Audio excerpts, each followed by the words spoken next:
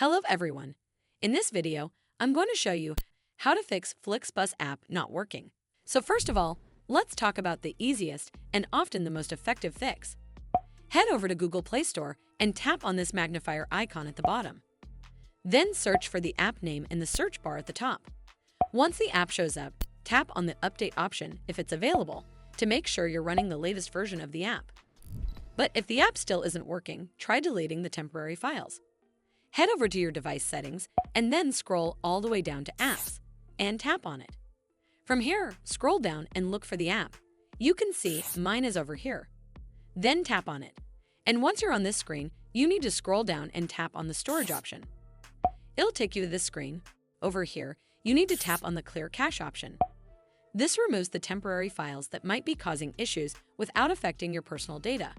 You can also tap on Clear Data option, but keep in mind this resets the app to its default state, so you might lose saved settings or your login details.